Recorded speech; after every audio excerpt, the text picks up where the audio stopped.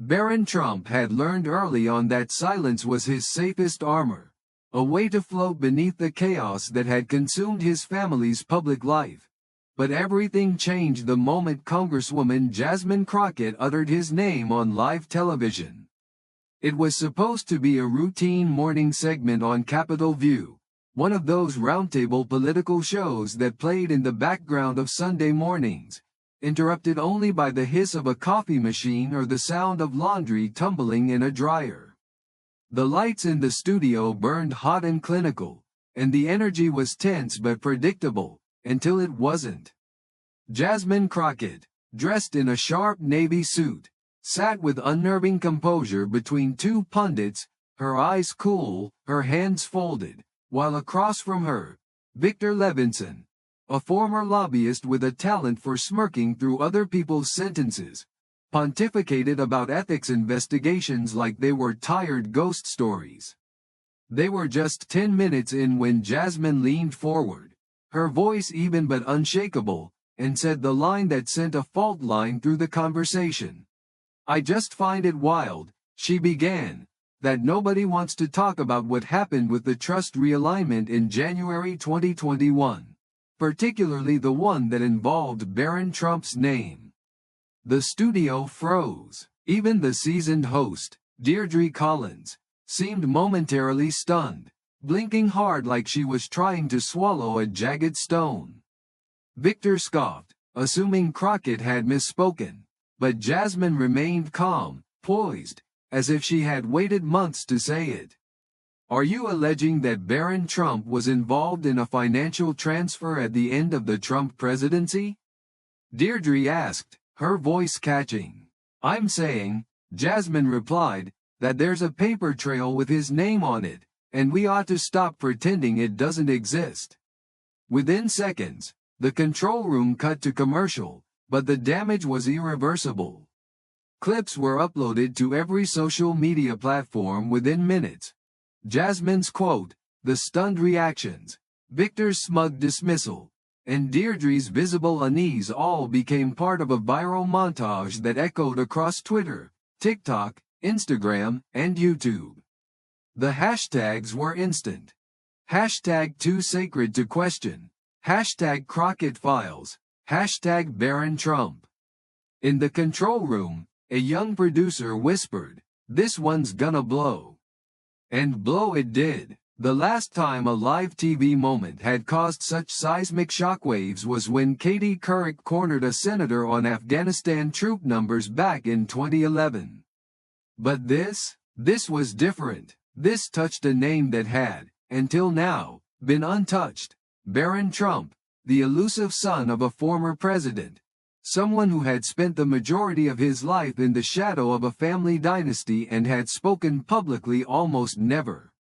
Phones rang off the hook. Newsrooms scrambled. In Austin, a political analyst removed her earpiece on live television to ask if the claim had any substance. No one could confirm, but the silence from Trump's camp only fueled the storm. Back on set, Jasmine didn't walk anything back. Instead, she doubled down. "I'm not attacking a child," she said, her voice firm. "I'm pointing out how power protects itself. If Barron Trump's name was used in that realignment, then let's talk about it. Let's stop pretending some people are too sacred to question." Victor rolled his eyes. "You're politicizing a kid," he muttered. "I'm politicizing documents," Jasmine shot back. "If a name is used in a trust structure to shield wealth, that's not off limits. That's a red flag." The host ended the segment early. No applause, no laughter, just the electric quiet of something seismic settling in. Backstage, an intern showed another staffer their phone. "Barron's name is everywhere," they whispered. But what no one knew, not yet, was how close that 12-word sentence came to unraveling a carefully kept silence. 1 week before the broadcast, Jasmine had received an anonymous file, a scanned document from January 12, 2021, bearing trust restructuring paperwork. No context, no sender, Just a set of legal forms stamped with the name, Barron William Trump, listed under a custodial designation in a blind trust's beneficiaries section. Jasmine had seen hundreds of financial records as a civil rights attorney, but this one stood out. Barron's inclusion wasn't random, it was tactical. The kind of name you use when you want something to look innocent and untouchable. She sat on the document for days, wrestling with the implications. When she finally showed it to her chief of staff, Patrice Latimore, the response was immediate. "If you bring this up on air," Patrice warned, "they'll call you a monster. They'll say you're dragging a kid into politics." Jasmine's fingers had steepled against her lips. "He's 20 now. They used his name. That's not a child. That's a shield." She hadn't planned to mention it on air. But when Victor Levinson casually dismissed years of investigations as witch hunts, something snapped. Jasmine had spent years watching systems of power insulate themselves with innocence. She couldn't stay quiet anymore. And when she finally said it, the world responded, loudly, messily, unpredictably. Analysts dissected every word, every pause. Legal experts debated her intent. One former IRS investigator said using a child's name in a last-minute trust wasn't illegal but could absolutely be strategic, a way to confuse investigators and delay audits. Online, the internet fractured into two camps. Those who praised Jasmine for pulling back the curtain, and those who condemned her for naming a young man who had tried, his whole life, to stay out of the fray. "He's done nothing wrong," read one viral tweet. "Why drag him into the swamp?" But in quieter circles, on Capitol Hill and in financial legal networks, a different conversation brewed. Where had Jasmine gotten the file, and was there more? That's when someone found a February 2021 press release from a Delaware-based financial firm, confirming a trust restructure dated 3 days after the date on Jasmine's document. No names listed, just dates, but the puzzle pieces were falling into place. And at the center of that puzzle was the same uncomfortable question. If you're willing to use someone's name to protect your wealth, are they really uninvolved? Barron Trump didn't see the segment live. He was in a cafe in Sarasota, Florida, sipping an iced coffee and flipping through a college course catalog with his childhood friend, Drew Mallory.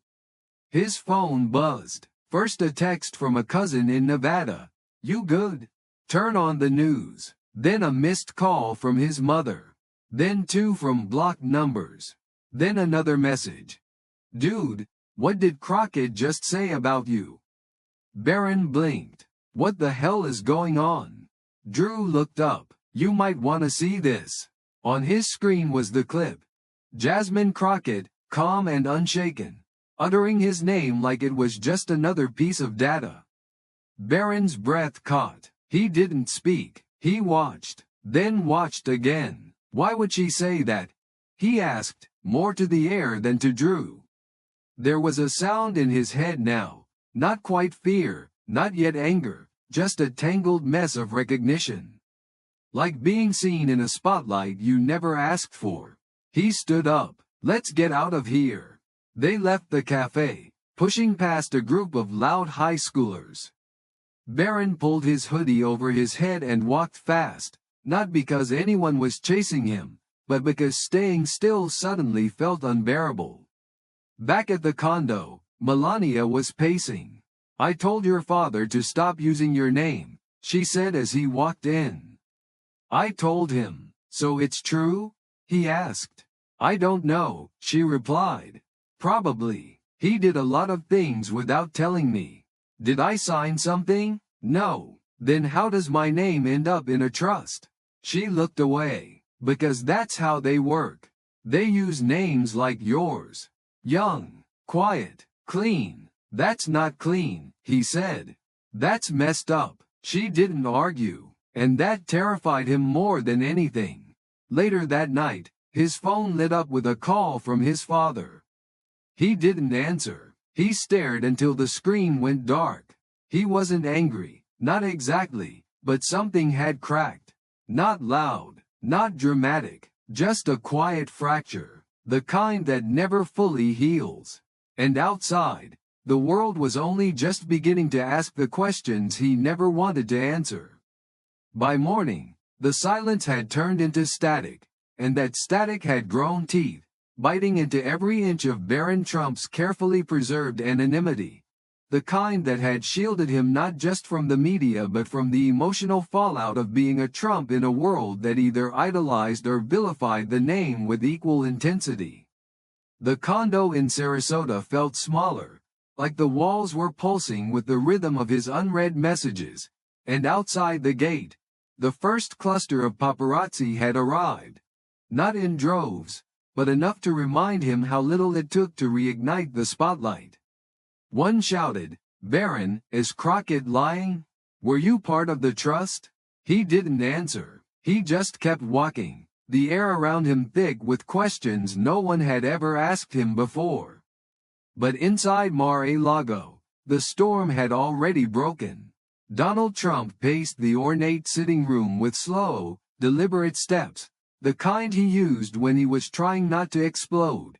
And behind him a muted Fox Business segment displayed the words, "Crockett names Barron Trump in trust allegation, White House ties."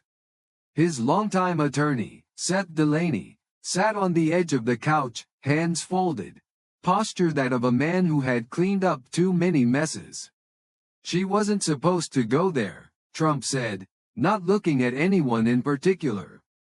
"You hear me? They have rules. You don't touch the family. You don't touch him." Seth didn't reply. He knew better than to remind Donald that the media no longer obeyed the old rules. Melania sat silently, arms crossed, legs tucked beneath her like she was trying to freeze time itself. She hadn't spoken much since Barron walked in last night. She didn't have to. Ivanka's voice crackled through the speakerphone from Miami, sharp and clipped. "Dad, this is going to spiral. I just got off the phone with Ronan. The networks are already digging. They want archive documents. Let them dig," Trump huffed.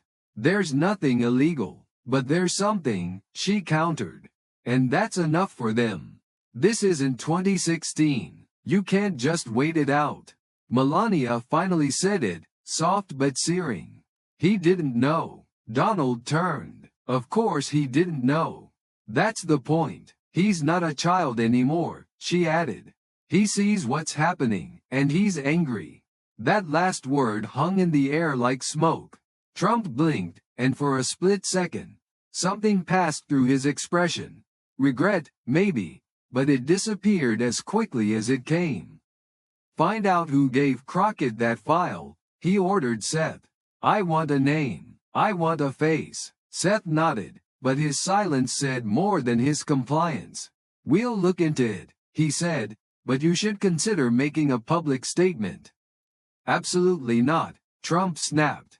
"You respond, you validate it. She's trying to bait me. I'm not giving her the satisfaction."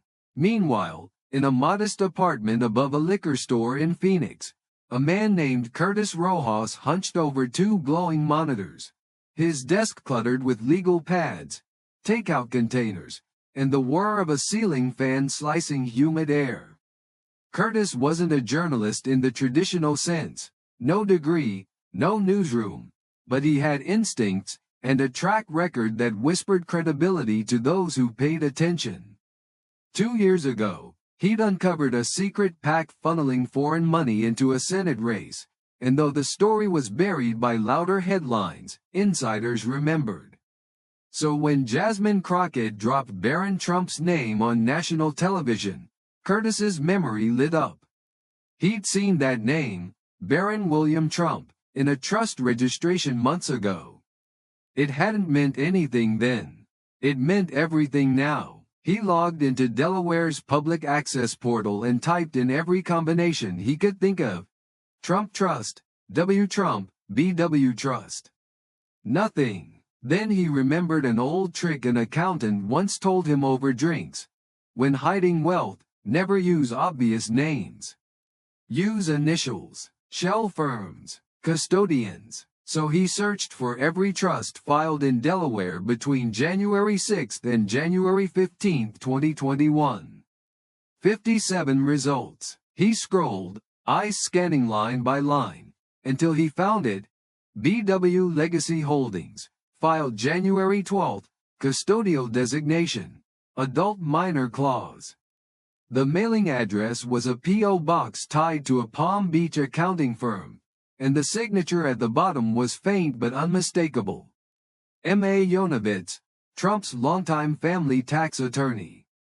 Curtis didn't celebrate. He dug deeper, matching LLC managers, scanning linked shell companies in Wyoming and South Dakota. The deeper he went, the clearer the picture became. Barron's full name didn't appear again, but his initials, BWT, showed up under deferred beneficiary designations. That didn't mean Barron was managing anything, but it meant someone was planning for him to benefit. It made Jasmine's statement more than a headline. It made it real. But Curtis knew the internet didn't reward caution. So he posted one document. Just one, with a caption. Why was this trust listing BWT as a beneficiary created 3 days before the end of the Trump presidency? And why has no one asked? Within 20 minutes, the post caught fire. The hashtag #BWLegacy started trending. A freelance journalist messaged him. "Are you sure that's who you think it is?" He replied, "Yes, but I'm not the one who needs to explain." They are. Back in Sarasota, Barron saw the tweet in bed. He read it 3 times. Still no denial from his family. No clarifying statement from any lawyer. Just silence. And for the first time, the questions weren't being asked about him. They were being asked around him. The weight of those unanswered questions pressed down on him, not like blame, but like air too heavy to breathe. He turned off the phone. But it was too late. His name was out there, again, and this time, it wasn't going away. And then he did something no one expected. He spoke, not to a network, not to a PR team, but to someone who had once treated him like a person. Leah Quinton, a classmate from Columbia Prep, now an independent YouTuber known for thoughtful videos about mental health, identity, and the cost of being watched. He messaged her late that night. "Not sure you'll want to touch this, but I'd rather speak to someone real than be eaten alive by CNN." She replied almost instantly, "Are you sure?" "Yeah." The next day, Leah flew to Sarasota. No cameras, no makeup, just 2 chairs and a handheld recorder in a quiet room. Barron didn't want the world to see his face, but he wanted them to hear his voice. The audio ran just under 15 minutes. No sensational claims, no victim narrative, just clarity. "I never signed anything," he said. "I didn't even know about it until last week. If someone wants to leave me something in a vault for when I'm 30, fine. But don't use my name like I signed up for all this." I didn't. When asked how it felt watching the media storm unfold, his voice cracked. "It's weird seeing people talk about you like you're either a victim or a villain. I'm not either. I'm just trying to be normal." The internet exploded. Some called it a PR move. Others called it the most honest thing a Trump had ever done. The hashtag let Barron speak trended for hours. But what mattered wasn't the reactions. It was the tone. It shifted. The political machine didn't know what to do with someone who didn't speak like a weapon. It wasn't a strategy. It was a sigh, a human one. And while Barron's voice began reframing the conversation, Jasmine Crockett stood by the window in her D.C. office, watching dusk settle over the Capitol, her phone buzzing nonstop behind her. Ever since Barron's interview aired, the story had changed shape. Headlines focused less on the trust and more on whether Jasmine had crossed a line. Her staff begged her to issue a statement. Patrice stood behind her, tablet in hand. "You don't have to apologize," she said gently. "But you have to say something. You're letting everyone else narrate this."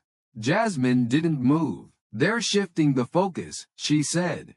"Making it about tone, not truth. Tone gets people listening," Patrice said. "Truth just keeps them arguing." Jasmine turned from the window. "Do you think I went too far?" Patrice didn't lie. "I think you went farther than people were ready for." That night, Jasmine sat at her kitchen table in a sweatshirt and recorded a short video.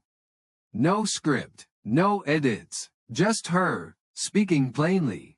"To the people who felt I crossed a line, I hear you," she said. "I understand the reaction. And I also believe we can talk about systems of power without pretending certain names are immune. My job isn't to protect feelings. It's to protect fairness. If a name was used, it should be questioned, even if that name belongs to someone who didn't ask to be involved. That's not an attack, it's accountability." The video went viral. Again, some praised her strength. Others said she missed her moment to show grace. But one thing was clear: she wasn't backing down. And neither was the truth. Because the next day, her office received a package. No return address, just a manila envelope containing 3 pages of trust transaction logs, and a notation in red ink: "Custodial override. Filed under adult minor clause." Patrice frowned. "This a trap?" Jasmine shook her head. "No, it's a door, and someone's daring me to walk through it." She tucked the envelope into her briefcase and locked it. Meanwhile, Barron sat by the pool, knees pulled to his chest, earbuds in but no music playing. Melania sat nearby, holding a cold cup of tea. After a long silence, she said, "I watched the interview." "Yeah?" he said. "You sounded like yourself." He smiled. "That's good. I wasn't trying to sound like anyone else." She hesitated. "Do you want to know what your father said?" "Not really. He said you were careful. That you didn't give them anything to twist." He was relieved. Barron nodded, still staring at the water. "I think he was also a little scared." "Of what?" "You saying more." Barron didn't reply, but the thought lingered. And inside, something shifted. He wasn't angry, he wasn't vindictive, but he was awake now. And that silence he'd worn like armor all his life?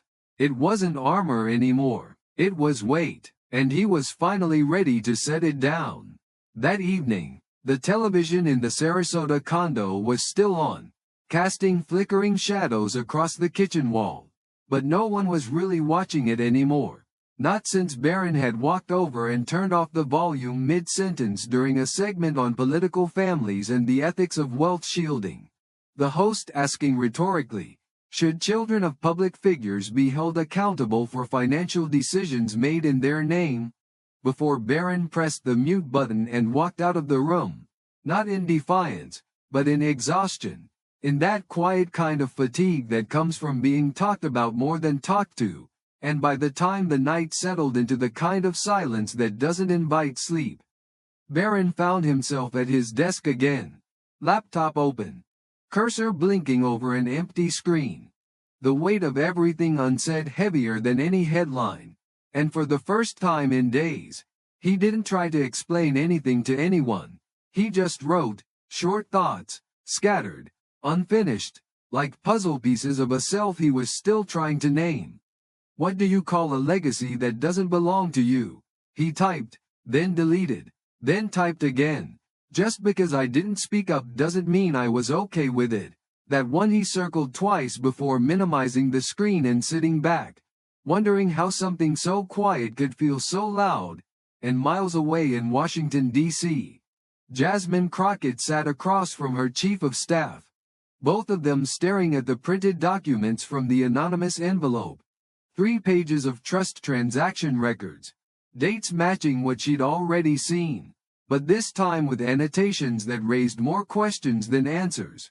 Phrases like custodial override and adult minor clause activated, in language that even Patrice had to admit felt intentional, like whoever sent it wanted her to keep digging, wanted her to speak, but with every new layer, the pressure to say the wrong thing grew heavier, and Jasmine, though still certain in her convictions, now felt the edge of the narrative shifting.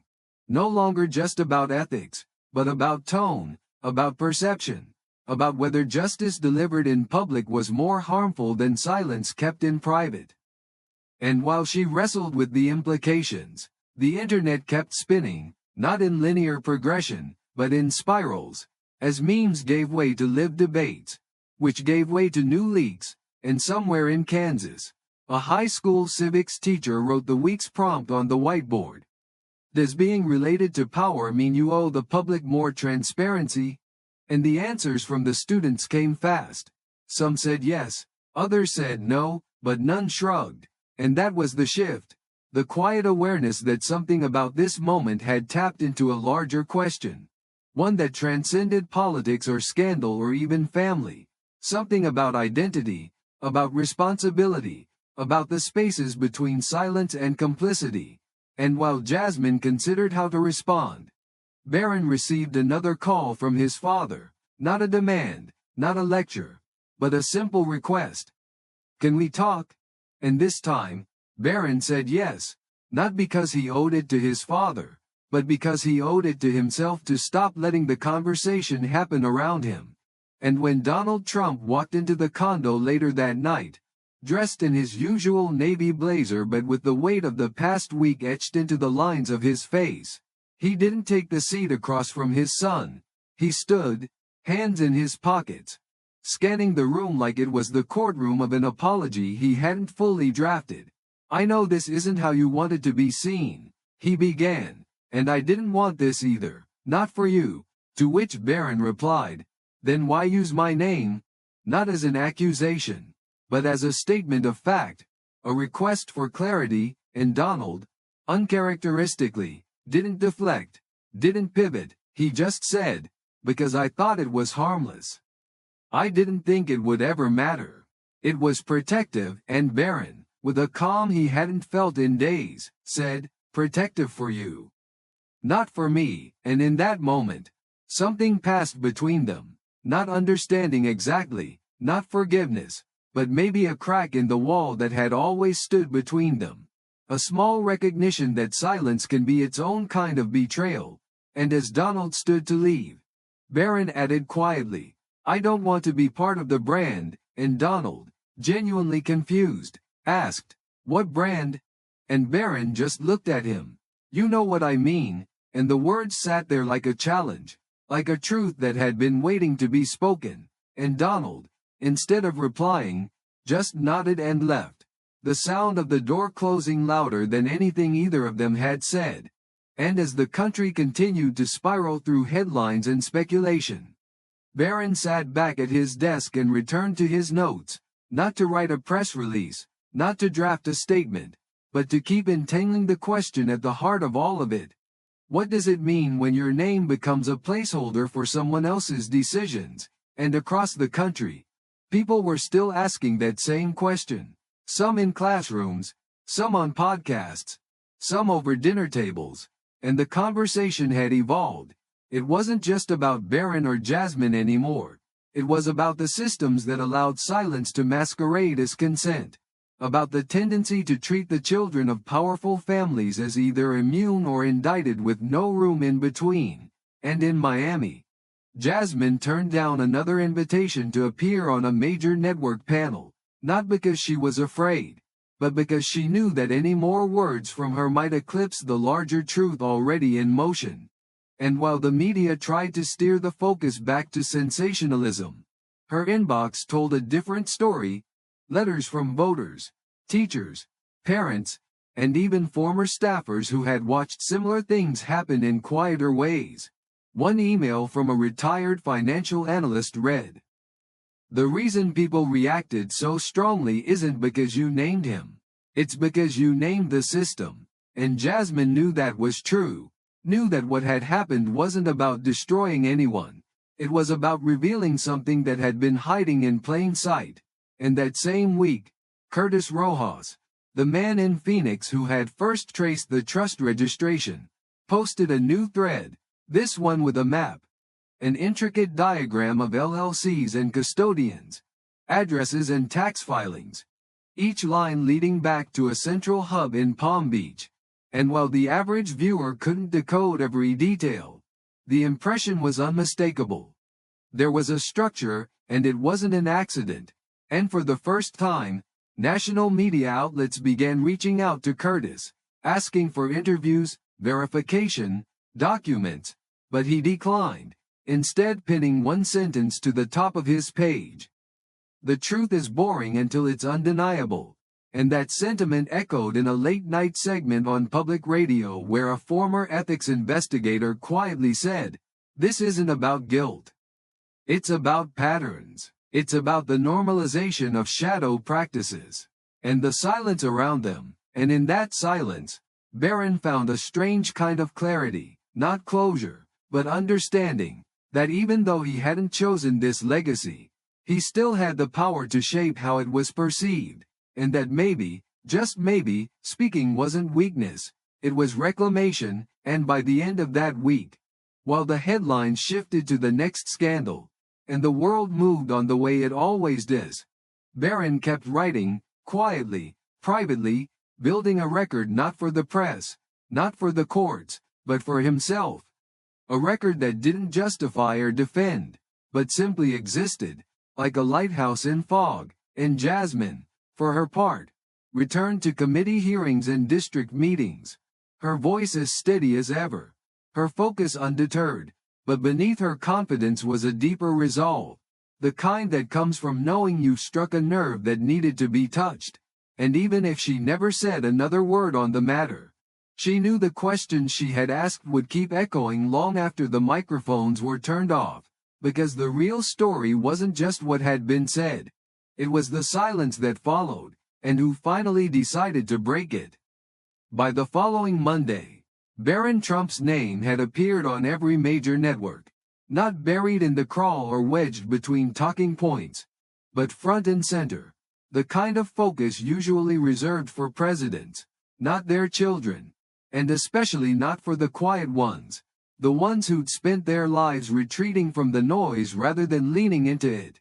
And yet there he was, captured in still photographs, airport footage, and the endless loop of cropped audio from his interview with Leah Quinton, a voice that had once been carefully guarded now dissected by anchors, applauded by some, weaponized by others. And as the public unraveled his words, the questions took on lives of their own. Was Barron complicit, a pawn, a shield, or simply collateral damage in a legacy too heavy to carry? And no matter how he tried to return to silence, it no longer belonged to him, because his absence had been filled with assumptions for so long that his brief presence now made those assumptions fragile, vulnerable.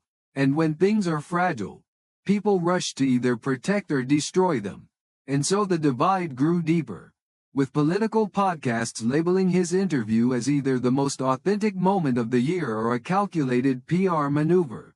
And on TikTok, creators layered his voice over slow piano instrumentals, paired it with clips of children standing behind political podiums, their eyes wide, their hands still, as if to say, "This is what silence looks like when it breaks." And meanwhile, inside a quiet office in D.C., Jasmine Crockett was rereading the message that had come in through her encrypted inbox.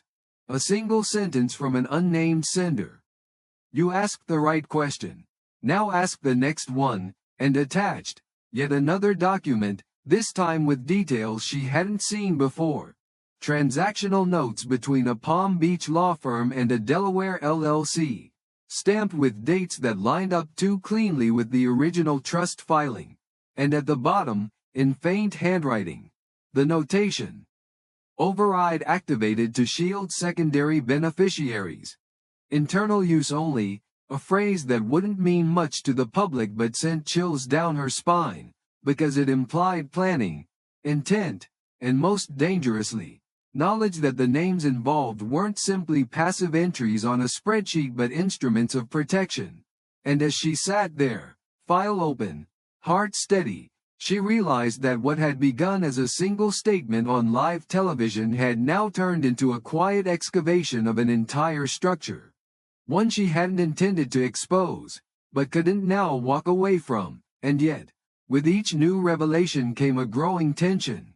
Because it wasn't just about uncovering truth anymore, it was about navigating a world where every truth came with a cost, where every name carried with it 1,000 interpretations, and where silence, once broken, refused to be pieced back together neatly. And in Sarasota, Barron sat with his laptop open again, not scrolling, not typing, just watching the blinking cursor as if waiting for it to become something real, something solid.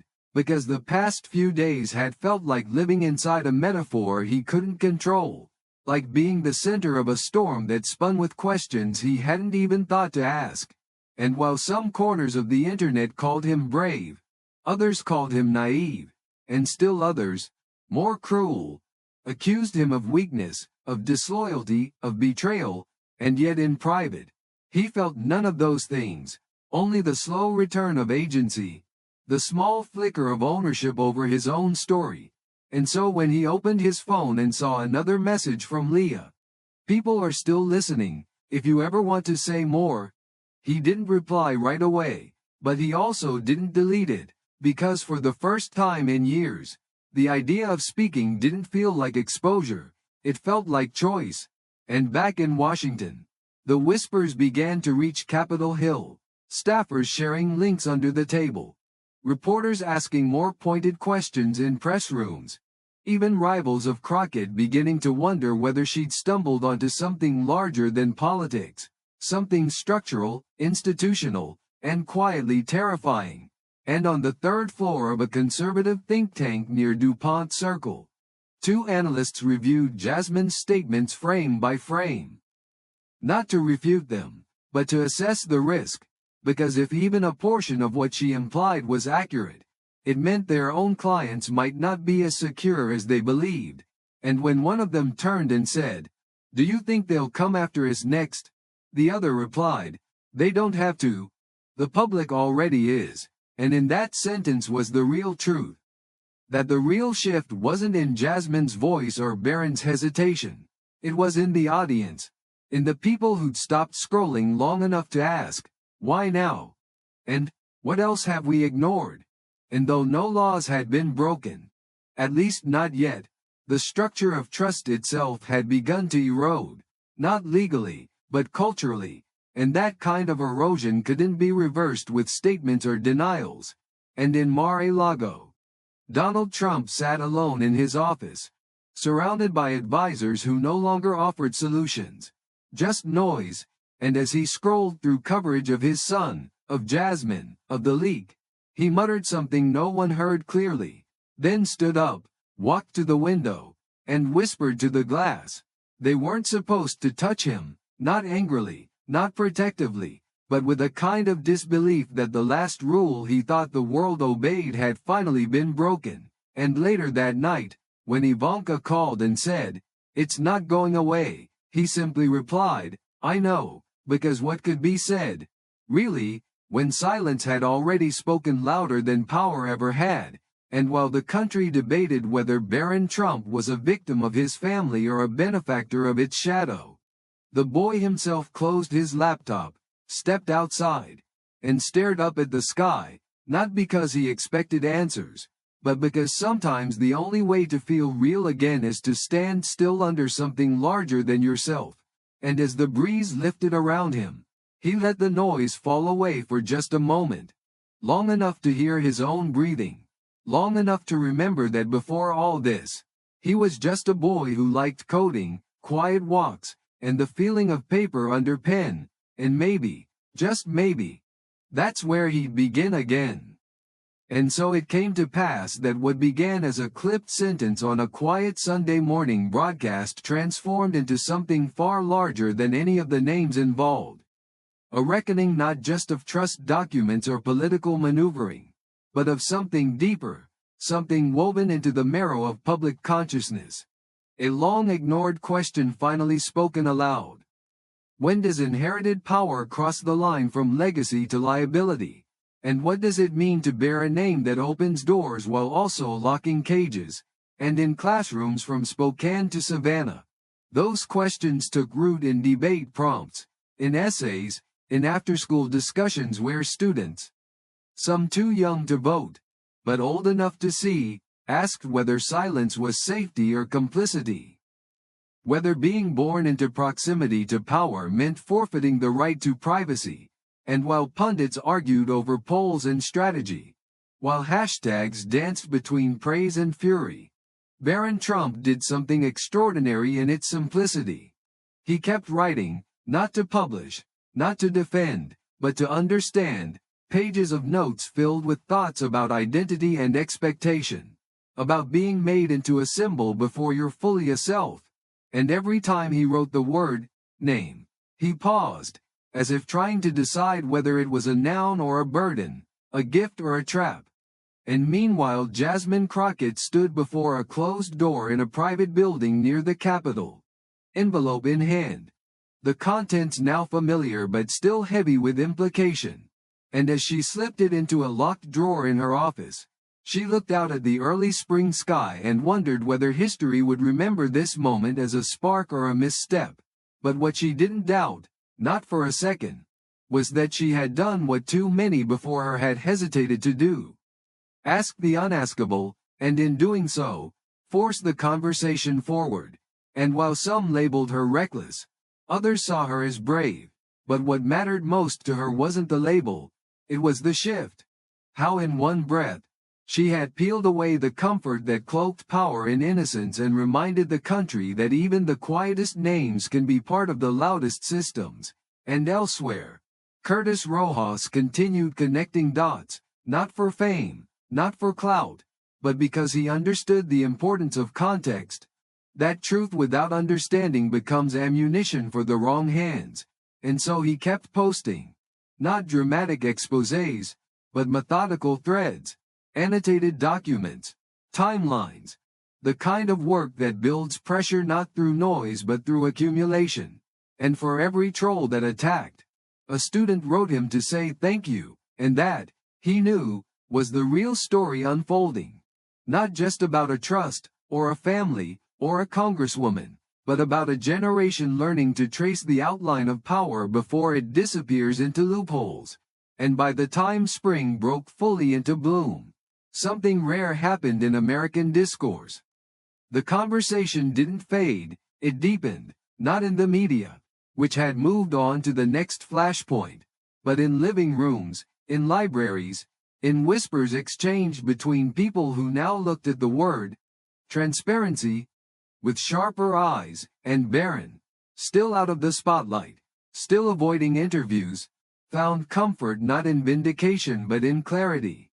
That speaking once had been enough to reclaim the parts of himself that had always been obscured by expectation. And Melania, quieter than ever, watched her son from the kitchen window one morning as he read beside the pool. And when he looked up and caught her gaze, he didn't flinch, didn't look away, he just nodded. And in that silent exchange was a kind of peace neither of them had known in years. The understanding that surviving public life wasn't about hiding, but about choosing when and how to be seen. And Donald Trump, never one to dwell in subtlety, still refused to address the scandal directly. But behind closed doors, even he had started to ask different questions, softer ones, like what his son might become now that the world had seen him. Not as an extension of a brand, but as a voice of his own. And when a staffer suggested holding a press conference to reframe the narrative, he waved it off, muttering, "It's not my story anymore." And that, perhaps, was the most surprising turn of all. That in the end, the one thing no one had anticipated was a relinquishing of control. A pause in the endless messaging war to let something real take its place. And as for Jasmine, she returned to her work with the same resolve but a deeper awareness, knowing now that justice isn't just about exposing what's hidden, but about standing firm when the light swings your way. And even as the frenzy cooled, the ripple effects remained. New legislation drafted to address trust transparency, ethics committees quietly reviewing historical filings, watchdog groups emboldened by public interest, and through it all, Barron kept to himself, occasionally replying to messages, often ignoring them, and yet still writing, always writing, and in his notes was one line he never deleted, never rewrote, only underlined. Just because I didn't speak before doesn't mean I was okay with it. And when Leah asked him weeks later whether he planned to speak again, he smiled and said, "Maybe, but not yet. I think people need time to listen to what's already been said." And so the story didn't end, it simply settled, into memory, into precedent, into the quiet archive of moments that change more than headlines. They change hearts, they change lenses, they remind us that power, no matter how well dressed or inherited, must answer to truth, and that sometimes the most revolutionary thing you can do is refuse to be silent when silence becomes complicity. And as the sun set over Sarasota that day, Barron looked out at the water, the same chipped edge of the wooden table beside him, and whispered not to the world, but to himself, "This time, I chose what my silence meant," and that choice, more than any statement, more than any leak, would echo far beyond this chapter, into the futures of others like him. Quiet children of noisy names, who one day might also ask, "Who used me to stay invisible?" And might, just might, find the courage to say, "Not anymore."